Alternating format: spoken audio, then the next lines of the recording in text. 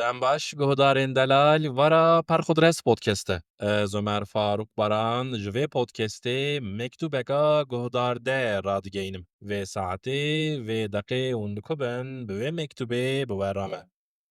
Rojek piştî danasîna mektûbên guhdar de roja bazarê ye. Hez nakim rojên bazarê zû şiyar bim. Eger zû şiyar bim jî hez nakim ji yatağê zû derkevim. Zû dernekevim jî hez nakim telefonê bigirim destê xwe. Hez dikim xilmaş çavê min nîv şiyar nîv di xew da bifikirim. Danasînê difikirim. Qelebelığa mezin, heyecana însanan, heyecana min pir bi huzûrim. Çavê min nîv şiyar, nîv di xew da pir bi huzûrim. Serê xwe hêdîka dizîvirînim milê rastê. Qîza min şiyar nebûye hê. Bi qasî min bûye lê hê jî bi min re radizê. Hê pir biçûk bû, yek salî bû, dema ez li nexweşxaneyê li nöbetê dimam, min ew nêzî 3 saetan nedidît. Wan rojan min soz dabû ku heya û bixwaze bi min re razê. Wer hîs dikim ku piştî pêlekê eger li odeya xwe razê, ez ê êdî nikaribim bi tena serê xwe razêm. De ku çi be dibêm? Carpe diem, delya dil dibêm. Carpe diem. Li destên qîza xwe mêze dikim. Me do bêriya ku em biçin danasînê oje lê kiribû.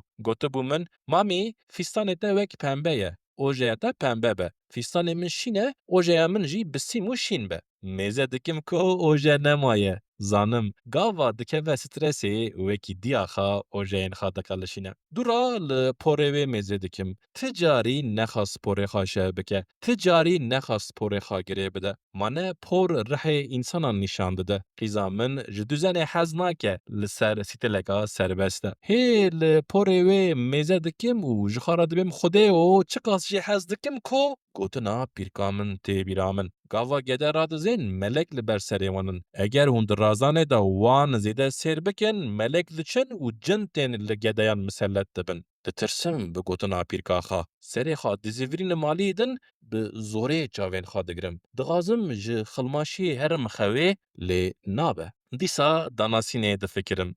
Nexweşê min Ferhan amca. Ji ber kansera larynx ameliyat bû. Êdî dengê wî tune li vê heyatê. Lê hatibû dengê danasîna mektûbên guhdar de bibînîse û ji dengan pir hez kiribû. Vê hîs û hezkirinê nadim bi malê dinê. Bi huzûra zêde û bi xilmaşiya kêm dibe, derabe dibêm ji xwe re. Derabe bes e, radibim, derî hêdîka digirim û xwe berdidim xarê. Bavê qîza min ji min zûtir hatiye jêr. Radyoyê vedikim, qehweyan çê dikim û ez û bavê qîza min sohbet dikin heta qîza min şiyar dibe. Piştî taşteyê çîçekên roja danasînê hatibûn, dixwazim wan bicî bikim. Ji ber ku dixwazim axê û pelên çîçekan hîs bikim, lepikan nakim destên xwe. Gava bicîkirina çîçekan diqede, li destên xwe dinêrim. Nava neynûkên min tijî ax, destê min reş, serê min qirêj.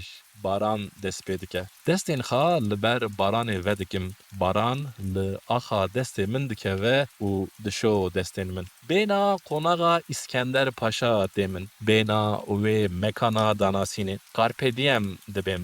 Carpe diem delya dil. Carpe diem çîçekên ji qonaxa İskender Paşa hatine mala min. Carpe diem.